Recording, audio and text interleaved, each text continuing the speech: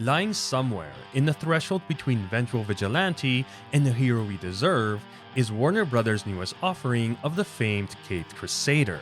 And it's upon this threshold that I find myself weighing both its merits and its shortcomings. Directed by Matt Reeves, this adaptation is a grim detective noir that follows Batman, played by a dark and moody Robert Pattinson, as he unravels the mystery behind a series of gruesome and targeted murders.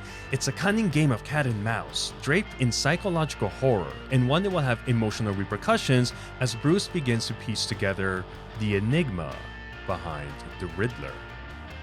The film in many ways feels like a psychological crime drama akin to David Fincher's Seven and Zodiac, only steeped with a Gotham flavor before being blended along with notes of Riddler shenanigans as seen in the popular Batman Arkham series. Leaning heavily on its roots, the Batman isn't afraid to remind you that the world you're in is not real. There's no desire to connect our reality into theirs as explored by Nolan's Bat universe, but it also doesn't go entirely campy. Instead, it wears his noir-bathed attire with purpose, and in turn I was able to fully embrace the Gotham that Matt Reeves presented. This does bring us, however, to one of its faults, as its identity may leave some wishing it weren't so depressing. Furthermore, by fully embracing its comic book identity, it may have left itself alienating some viewers who aren't as receptive to that genre. It's therefore far from being a general crowd pleaser, and that's fine. We can applaud a movie's vision for being unabashedly true to itself.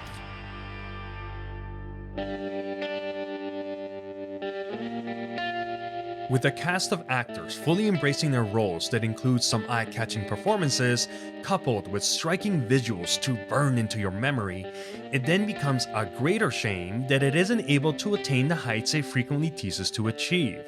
Troubled by bloated runtime and uneven pace, the Batman can at times feel self-absorbed in its own moody tunes, toss in some slightly underwhelming action sequences, and I found myself comparing them to similar iterations from the Nolan trilogy.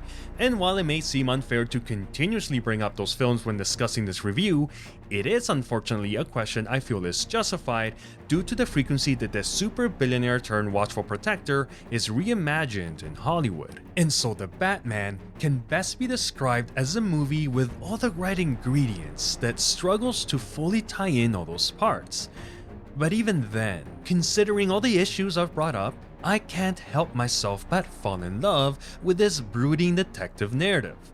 There's a soul, for lack of a better word, infused in every detail presented in this film that is only possible when a production is wholly committed to tell the story and not a predetermined set of boxes that must be checked. It's dark, it's creepy, it's weird, it's Batman. Warts and all, I enjoyed my latest visit to Gotham, and I can earnestly say I'm intrigued to see more from this adaptation that fully embraced the moniker of world's greatest detective.